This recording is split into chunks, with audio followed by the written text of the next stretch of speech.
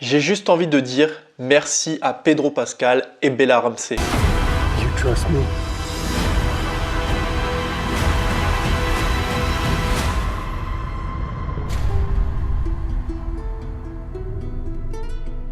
Hey, what's up Chuchu, j'espère que vous allez bien. On se retrouve aujourd'hui pour une toute nouvelle vidéo. Nous allons parler de The Last of Us. D'un côté, je suis hyper content parce que demain, je suis invité à une avant-première pour un film qui sortira en avril, qui a l'air d'être plutôt intéressant, un film franco-belge où je vais rencontrer les acteurs, dont François Damiens, qu'on a pu voir dans LOL il n'y a pas si longtemps que ça. Et d'un autre côté, je suis hyper triste parce que c'est la fin de The Last of Us. On va revenir brièvement sur les épisodes que j'ai manqués en tant que critique. On s'est arrêté à l'épisode 4 où j'avais aussi brièvement parlé des anciens épisodes et là on va revenir du coup sur l'épisode 5, 6, 7, 8 et on va plus détailler sur l'épisode 9 et faire un bilan complet de ce que j'ai pensé pour ma part de cette saison 1. Donc épisode 5 où on retrouve Sam et je sais plus l'autre personnage comme il s'appelle, qui est un épisode pour ma part très intéressant parce que déjà avec l'image que je vous montre, on voit Ellie qui s'épanouit où elle essaye de renouer des liens qu'elle n'avait plus depuis énormément de temps.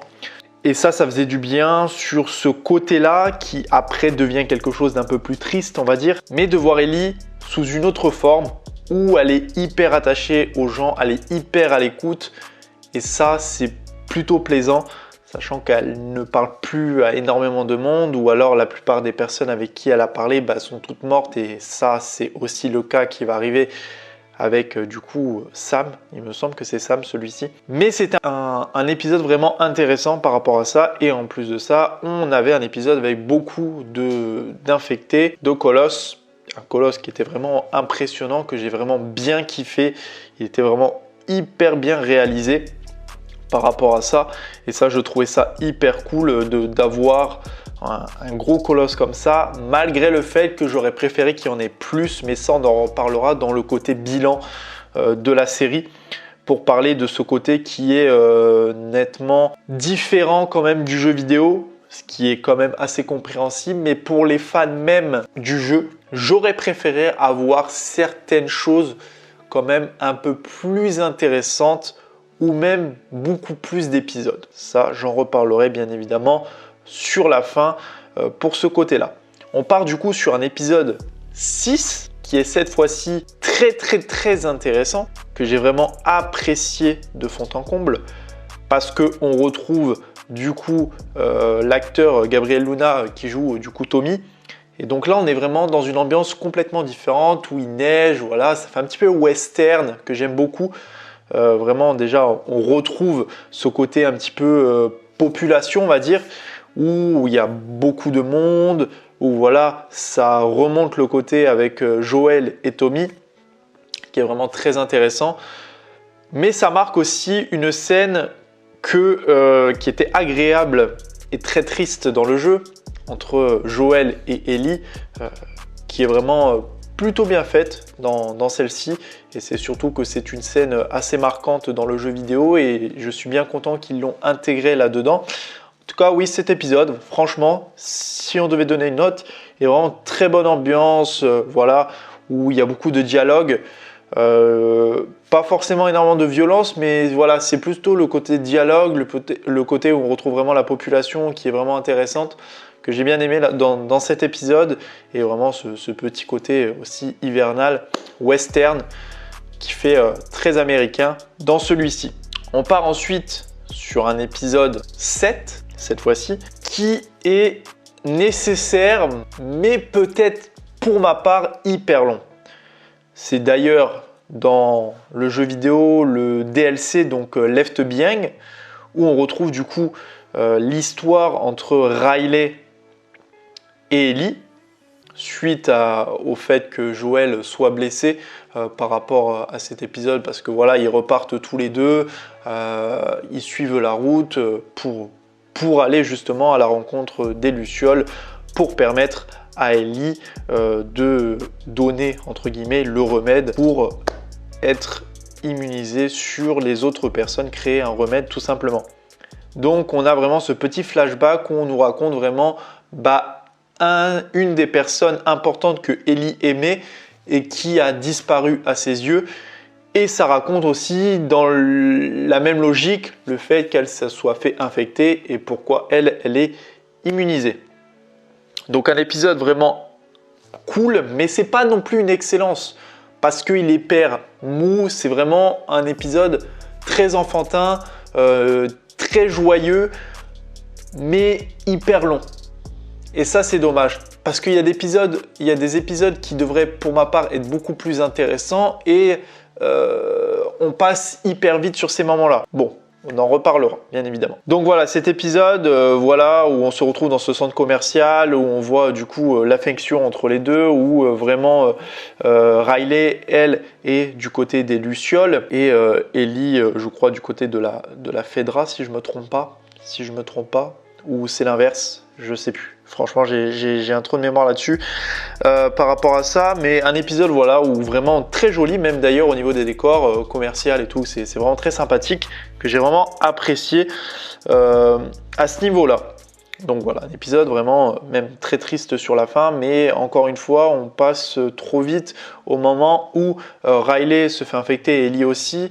Et on retrouve vite à la réalité, ce qui est assez dommage parce que je trouve qu'on coupe vraiment des moments que dans le jeu, c'est quand même assez important et on zappe très vite ces moments-là et ça, c'est assez dommage. On retrouve à nouveau un épisode 8 où Joel est toujours blessé, où là, il lui faut quelque chose pour se soigner rapidement. Donc, on retrouve à nouveau Ellie qui, elle, est combattante. Donc, c'est bien, c'est vraiment qu'on a ce côté où on montre à quel point Ellie devient très badass et une personne qui évolue très vite au sein de ces plusieurs épisodes qu'on nous a présentés, où on voit vraiment Ellie, voilà, un peu rebelle au début, mais qui se canalise au fur et à mesure, mais qui devient de plus en plus redoutable par rapport à tout ça. Donc vraiment un épisode très très intéressant sur le 8e, mais à part du coup avec cette scène là que je vous montre, qui est une scène hyper importante dans le jeu vidéo, et ça c'est vraiment ce que je reproche énormément, c'est de couper des moments qui sont vraiment important, même en termes de fan pour ma part. Moi qui est hyper fan, je sais que cette scène, elle est hyper importante dans le jeu vidéo parce que c'est un moment où il y a beaucoup d'infectés, etc. Et c'est dommage parce qu'on n'a pas mis ce moment-là qui était vraiment, pour ma part, hyper intéressant. Et ça, c'est un peu ce que je reproche à la série, c'est en fait tout simplement de nous livrer des épisodes hyper cool, mais de louper beaucoup de moments intéressants, comme le fait avec l'épisode du coup de Left Behind qu'on aurait pu largement couper. Mais ça, je reviendrai là-dessus parce que sur cet épisode-là, en fait, sur 2 épisodes en particulier, où je trouve qu'on aurait pu laisser moins de temps à ces épisodes pour mettre plus de temps sur d'autres. Ou alors ajouter beaucoup plus d'épisodes si vraiment on avait envie de parler de beaucoup plus de certains moments de celui-ci ou plus de moments de cela. Et ça, c'était assez dommage. Donc vraiment, on retrouve voilà, ce côté avec Ellie qui devient beaucoup plus badass. Un épisode vraiment hyper intéressant. Même d'ailleurs avec Joel qu'on voit à la fin arriver parce qu'il essaye de retrouver justement Ellie qui, elle, est enfermée par des chrétiens cannibalistes. Qu'on voit très bien et qui est assez remarquable dans cet épisode. Même la scène justement dans cette espèce de cantine, on va dire, où on retrouve du coup ces cannibalistes et cette personne en particulier que je vous montre justement à l'écran avec son groupe. Le groupe a été entièrement ravagé par Ellie, mais ce personnage-là est bien présent à la fin, qui est même d'ailleurs un boss dans ce moment-là du jeu. Ce moment-là du jeu, il est hyper important aussi et je trouve qu'on passe encore une fois assez vite parce que c'est un moment où il y a énormément de tension, où on joue vraiment au jeu du chat et de la souris dans cet épisode, où vraiment à ce moment-là on doit essayer de se planquer pour pas essayer de se faire attraper. Donc c'est vraiment un moment assez tensionnel où il faut vraiment se planquer, etc., etc. Et je trouve que à nouveau ça reste minime par rapport au moment où dans le jeu c'est beaucoup plus intense par rapport à ça. Mais bon, enfin bref, c'était un épisode quand même assez cool par rapport à ça. On passe du coup au dernier épisode. Le dernier épisode, vraiment remarquable. Franchement, il n'y a rien à dire là-dessus. Mais je suis encore une fois assez déçu du fait que l'épisode ne dure que 44 minutes. Donc ça en fait c'est un petit peu le problème que j'ai avec cette série, c'est que du coup on évite énormément de moments et même sur la construction en elle-même de chaque épisode, je trouve ça assez incompréhensible par moment parce qu'on passe trop vite à des événements qui sont parfois loupés parce que c'est trop raccourci. C'est trop raccourci. Donc là en fait on nous explique dans cet épisode 9 au tout début, donc on voit du coup je sais plus l'actrice, je sais plus, mais je sais que cette actrice c'est celle qui prête sa voix dans le jeu vidéo à Ellie par rapport à ça, et du coup c'est la mère de Ellie dans la série où on voit du coup la naissance de Ellie. Sa mère meurt bien évidemment, mais c'est peut-être quelque chose que j'aurais voulu voir petit à petit et non qu'on nous le balance comme ça. Alors je pense qu'il s'est passé énormément de choses entre l'épisode 8 et l'épisode 9, ça a dû avancer au cours de l'histoire qu'on nous a malheureusement pas montré. Et du coup on retrouve une Ellie qui est vraiment dépressive, mais bon je pense que c'est dû au fait que tout simplement elle sait qu'elle va aller à l'hôpital où il y a les lucioles, donc elle se remet un petit peu en question, elle est un petit peu nostalgique voilà, sur tout ce qui s'est passé, qu'elle a perdu sa mère, ça je peux le concevoir par rapport à ça. Mais d'un autre côté, voilà, c'est que c'est un événement qui est quand même assez marquant dans la vie de Ellie et j'aurais préféré peut-être qu'on l'ait bien avant que cet épisode 9. Bon, voilà, c'est un peu peut-être le seul reproche que je pourrais avoir par rapport à ce premier moment, on va dire. Mais ensuite, voilà, on voit que c'est complètement l'inverse, où on voit que Joël se livre plus. Alors qu'avant c'était l'inverse, c'était Joël qui était hyper renfermé et Ellie qui se livrait plus. Là on voit complètement l'inverse sur ce moment qui est quand même assez compréhensible parce que c'est Ellie qui va se faire soi-disant opérer par les lucioles. Donc c'est voilà, elle appréhende, c'est vraiment du côté caractère, un petit peu logique de réagir d'une façon un petit peu renfermée sur toutes ces a priori qu'on pourrait avoir sur cette suite justement. On retrouve du coup voilà leur petit périple on va dire pour se rendre jusqu'à cet hôpital justement où on voit Ellie et Joël dans des décors encore voilà, hyper jolis, franchement il n'y a rien à dire là-dessus, et une scène que j'avais beaucoup appréciée d'ailleurs sur le jeu vidéo, c'est la scène avec la girafe. Alors je sais plus du tout si c'est à ce moment-là que cela arrive, tout simplement parce que je crois que ça arrive bien avant, il me semble. Donc c'est pour ça que j'ai un doute là-dessus. D'ailleurs, je ne sais pas si c'est une vraie girafe par rapport à ça. D'ailleurs, par rapport aux animaux qui étaient utilisés dans celui-ci, le moment avec le cheval, qui est tout simplement un cheval fait sur mesure. Même d'ailleurs, il y avait un petit hic par rapport à ça. On voyait quelqu'un tenir la tête du cheval à un moment dans l'épisode, je crois, 8 ou 7 par rapport à ça. Mais en tout cas, ils n'utilisent pas de vrais animaux pour exploiter l'animal dans la série. Ça, je trouve ça hyper bien. Et c'était franchement une très bonne idée. Mais en tout cas, c'était une scène que j'avais beaucoup appréciée dans le jeu vidéo et je suis bien content qu'ils l'ont remis là-dedans.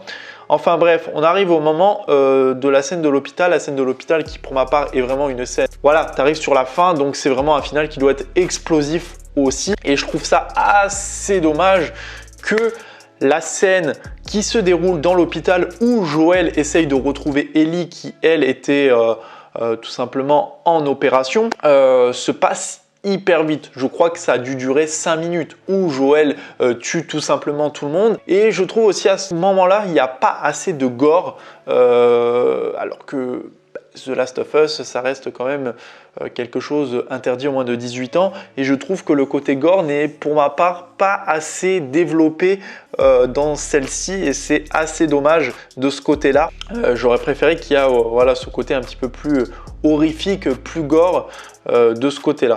Donc ouais, voilà, cette scène qui est vraiment très rapide et assez dommage à mes yeux qu'on arrive sur une conclusion de cette scène dans l'hôpital assez rapidement. Voilà, après on retrouve Marlène, voilà la scène un peu finale qui est pour ma part une scène dans le jeu vidéo tellement triste. Parce que voilà, Joël essaye d'être assez protecteur par rapport à ça, il essaye de la protéger, mais en même temps il lui ment à ses yeux en lui disant que que tout ce qui s'est passé au niveau des Lucioles, c'était vrai, mais qu'il lui a jamais menti à ce niveau-là. Voilà, c'est ce qui signifie cette fin dans The Last of Us qui est vraiment remarquable pour ma part, qui est même hyper bien faite sur la fin parce qu'on utilise même le dialogue exact comme on a eu dans la plupart de certains épisodes, le dialogue exact, et qu'on termine avec cette musique vraiment qui est touchante en fait. Elle est touchante parce que voilà, ça met un terme à l'histoire. Mais ça met un terme à une histoire de façon assez triste que j'ai vraiment apprécié. Et là, de le retrouver à nouveau dans ce live action, franchement, je suis bien content qu'ils aient utilisé ce côté-là. On va faire un bref bilan par rapport à ça. Du coup, moi, ce que je reproche à la série, c'est d'avoir en fait construit très mal la série. En fait, c'est soit il n'y a pas eu assez d'épisodes, soit il y a eu assez d'épisodes, mais on n'a pas mis assez de temps, où on est passé sur des événements qui étaient peut-être inutiles, on va dire, comme pour l'épisode 3 où on parle de, je sais plus, les deux personnes qui sont gays. Dans cet épisode, je crois que c'était Robert, ou je crois, enfin c'était un truc comme ça. Ok, l'histoire était hyper intéressante, c'était vraiment un épisode que j'ai vraiment bien kiffé, mais c'est un épisode qui dure 1 heure. Donc c'est un épisode où on voit absolument pas Joel et Ellie, où on les voit très peu, alors que c'est vraiment les acteurs principaux de l'histoire et c'est eux qui développent même l'histoire. Ok, c'était intéressant de parler de eux parce que tout simplement dans le jeu vidéo on n'en parle pas. Ok, c'était quand même un bon point. Mais d'un autre côté, du coup, on passe à des événements trop rapides, alors que c'est des événements hyper importants. Comme je vous ai dit, l'événement qui se passe dans l'épisode 8, tout simplement, où il y a tous ces infectés qui arrivent au moment où il y a Ellie qui se retrouve dans cet endroit, voilà, cette espèce de petite cabane, et ça passe trop rapidement. En fait, il y a beaucoup d'événements qui passent hyper rapidement et ça c'est assez dommage, comme ce moment avec le DLC du coup de Left Behind qui passe bien, mais le problème c'est que voilà, c'est qu'on repasse sur un épisode de 1 heure où c'est juste un flashback. On nous raconte pas l'histoire après de tout ça, en fait on passe à côté et c'est un épisode qui ok fallait mettre, mais soit fallait le raccourcir et nous parler ensuite tout simplement de la suite et ne pas écourter des événements qui sont assez importants dans The Last of Us, et ça c'est assez dommage. Après l'autre côté, du coup le côté gore qui est malheureusement pas assez exploité, le fait qu'il n'y ait pas assez d'infectés, je trouve ça dommage. Ok, ça met énormément de temps, ça demande beaucoup de maquillage, beaucoup de budget pour réaliser du coup tous ces effets autour du coup des claqueurs, et c'est vrai que ça demande énormément d'argent et aussi de travail, ce qui est aussi compréhensible par rapport à ça. Mais voilà, j'aurais préféré quand même qu'il y ait des événements où il y ait vraiment ce côté plus de claqueurs, ça aurait été vraiment assez intéressant. Après, je trouve aussi au niveau des armes, c'est qu'il n'a pas exploité le fait que dans le jeu vidéo, on a beaucoup d'armes et lui, il se retrouve qu'avec son Colt et son fusil sniper qu'il a du début à la fin. Donc ça, c'était vraiment les deux seuls, les points que j'aimais pas forcément, mais en soi, ça reste vraiment une très bonne série où j'ai passé un excellent moment et j'ai hâte de voir du coup cette saison 2. C'est sûr, c'était pas non plus la série hyper parfaite par rapport à tout ça, parce que voilà, en tant que fan, on aurait voulu qu'il y a énormément de choses qui se passent là-dedans et qui ne sont malheureusement pas passées, et ça c'est plutôt dommage pour mon point de vue. Mais en soi, ça reste quand même une série hyper bonne que j'ai vraiment pris du bon temps à regarder pendant ces 7 semaines, 8 semaines qui se sont écoulées depuis le début du mois de janvier. Franchement, j'ai passé un excellent moment devant cette série, de retrouver un de mes jeux préférés de chez PlayStation. Et en tout cas, pour terminer, Pedro Pascal et Bella Ramsey ont vraiment joué à la perfection. Même Bella Ramsey, que je trouve vraiment exceptionnelle, a vraiment eu ce côté que j'ai vraiment surkiffé, que ça soit pour Pedro Pascal et Bella Ramsey. Voilà, n'hésitez pas à me dire qu'est-ce que vous avez pensé de cette série, ça m'intéressera énormément de découvrir vos commentaires par rapport à ça. N'hésitez pas à liker la vidéo, la commenter, la partager et surtout vous abonner. Allez, salut tout le monde, peace!